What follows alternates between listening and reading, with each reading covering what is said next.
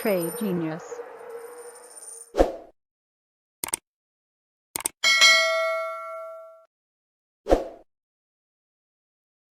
Hey guys, welcome back to another Trade Genius podcast. Philip here, along with Bob Kudla as always.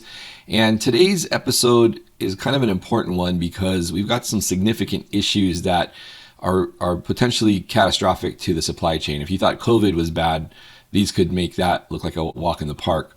So, Bob, walk us through what we're up against here. Yeah, so this is a public service announcement kind of a video today, because indirectly we could probably figure out some trades once we get a better sense of what's going to happen here. But and I'll give some background.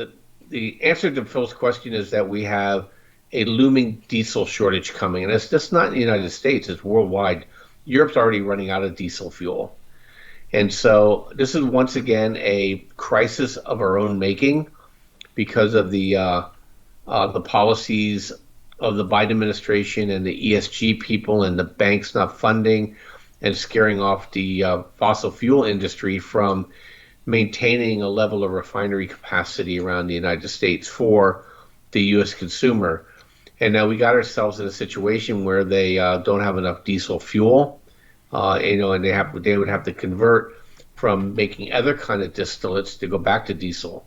But we're down to 25 days, and the issue we have here is that we don't know how fast that can go from 25 days down to 5 days.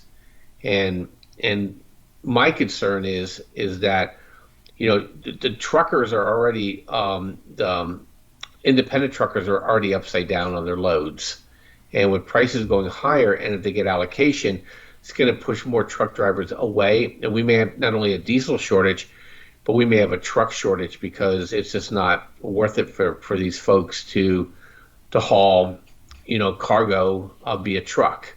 And so it's a big problem. And you're already seeing diesel prices skyrocket in the Northeast because of they're not tied to any of the pipelines to move diesel.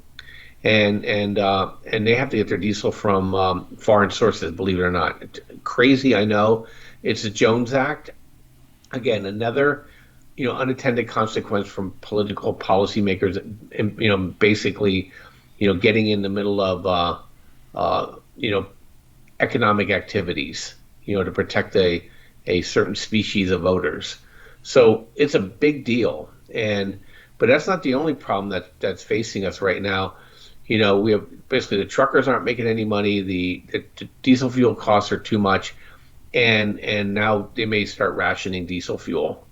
But the next thing that happens can make the diesel problem pale in comparison, and that is remember the railroad strike that we were supposed to have. Mm-hmm. Yep. Well, then Biden said he solved it, right?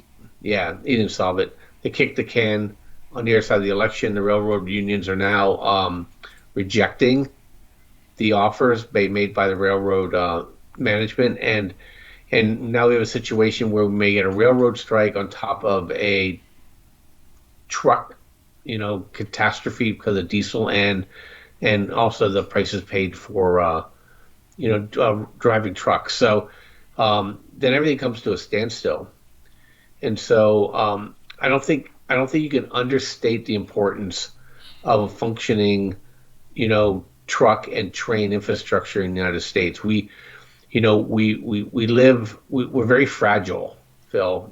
So Right. nobody lives on farms anymore where you can hunker down for a couple months to get through any kind of shortages. But speaking of farms live and die on diesel, and that's how they operate their tractors. And for people to say, well, this is wintertime, it's going to be fine.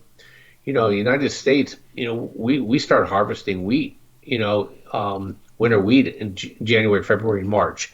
So it's not like oh, you don't do anything here until next summer. It's a problem. It's going to be a problem right away. And the trains move all the bulk cargo, around the United States. Right. And we have the Mississippi River right now that's dried up down towards Louisiana. Right. So we're creating a situation here where I don't think that's hyperbole what we put in our title, Phil. I mean, if they let this thing spin out of control, you will see food shortages Yep. in certain locations in the country really fast. And I don't know about you, but I don't think I want to live in the cities where these people, even when at times of plenty, are rioting. Can you imagine when the grocery store saying we have no food? They're going to go house to house, looking for food. And I think it's really a black swan that nobody's really thinking about right now or talking about it. Yeah, it's crazy. I mean, even if we go back to that diesel chart, you can see, the market's always right, right? And you can see where the beginning of 2022, like January 1, we were at about $2.20 on diesel futures, right? Now we're at almost 421. So almost 100% increase. It's almost like they knew. They're usually the pros know, right? It's almost like they knew this was coming. But that tells you that, hey, the market's paying attention to this. The market's forward looking. This is a significant issue, as Bob said. And to your point too, Bob, about the cities. I mean, look, if you're paying attention to the headlines, you already know the cities are crazy and crime's out of control. And can you imagine if the store shelves are empty? Like, you're not joking. Like, it's going to get pretty dicey in the cities. And Yeah, and and they're already creating racial strife, so people feel emboldened, feel it's right, their moral obligation, right, to you steal from somebody else's tribe, right? right, So, Chicago had their EBT system went down, and EBT's food stamps, and I think it was down for 48 or 72 hours. Well, people were pouring into the streets, okay, after one night of not having it, because people don't have anything in their homes. Okay, people don't think, people are like grasshoppers, they're not like ants. And they put themselves in these situations where they're immediately at risk. So I just think it was important to talk about. I know we, trying to mix it up here a little bit. I don't like being alarmist, but one of the things I think you and I do very well is I think we're pretty good at putting puzzle pieces together right. and getting a picture. And I think, if you want to put your tinfoil hat on for a second, Biden administration pushed all these problems to after the election, knowing that they're going to be in a split Congress with Republicans. And I think what's going to happen here is that he's going to drop these bombs, and then he's going to go ahead and say, we have an energy crisis in the United States. I'm invoking executive orders, and I'm going to do rationing, and I'm going to limit their profitability. I get to see them trying to do a takedown of the energy the energy infrastructure in the United States, to serve the state. And I think it's going to be a big battle because look, the red states are beneficiaries of higher energy prices. The blue states are paying for it, and I can see them trying to pull something like this off. Hmm. And I think people don't realize that we have right now we're shipping our SPR oil to China, and they're shipping back refined products because we don't have enough refinery capacity in the United States. Now we're depending on China for our infrastructure. So it's a big mess, and I think the politicians are going to try to leverage it to all of our chagrin. And if we smell that thing coming up, we'll do another podcast, talk about how to trade it. All right. So I think before we wrap this up, I like to leave the viewers and the listeners with kind of like a game plan because this, if you haven't been paying attention to this issue, now this should be front and center for you. So, Bob, going ahead, like if we run out of diesel, or better yet, how do we monitor, or best can they monitor this diesel supply shortage? Yeah. So I mean, look, what my first go-to in sourcing information is I just go out to Twitter or Google, and then I cross-reference and make sure I'm looking at government stats, and so that I can get a sense for the data. And I've been following this for a while. And when we went from 28 to 25, that kind of piqued my ears up a little bit. And then today, when the unions rejected the trade accord, then I'm like, okay, this I see something bigger happening here. Right. And so I would do that. But more importantly, you need to do a home inventory. I don't know.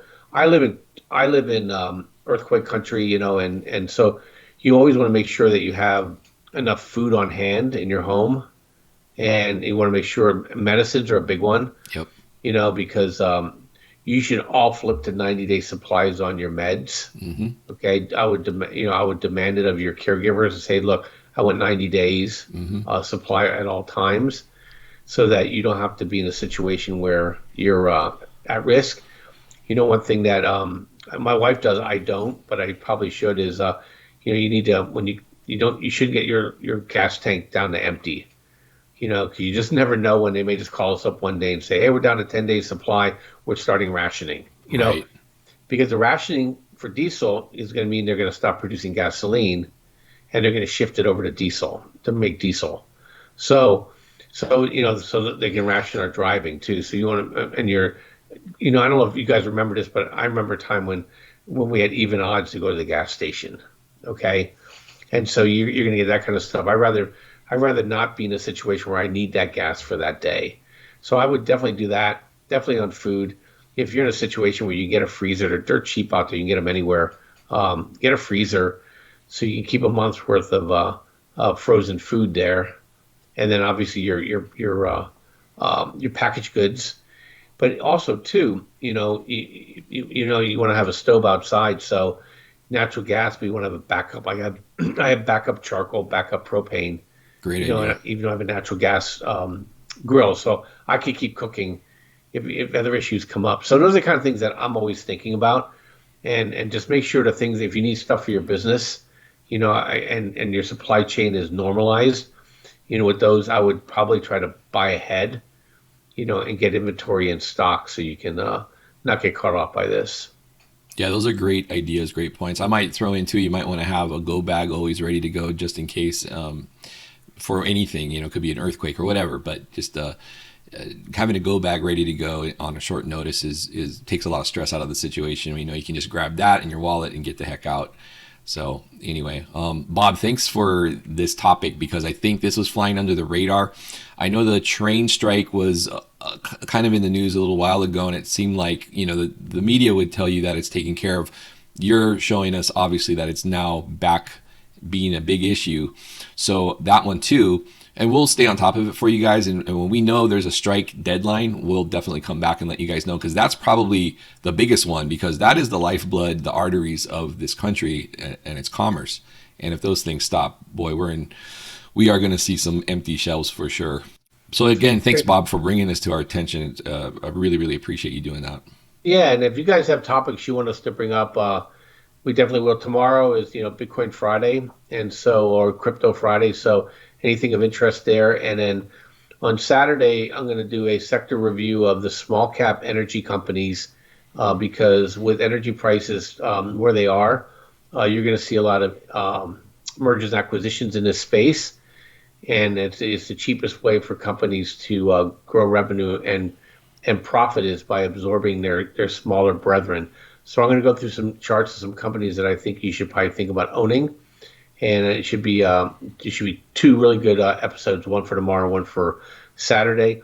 Hey, hit like, hit subscribe, get the YouTube algos to be our friend so that they can push this out to more and more people as we do this. And the algos at YouTube look at those things. So, make sure that they know this is a good site for good content and we can reach a bigger and bigger audience for you guys.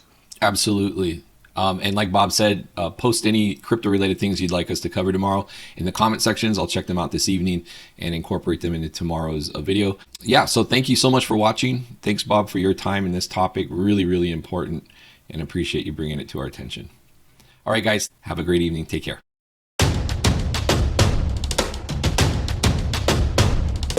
Trade Genius.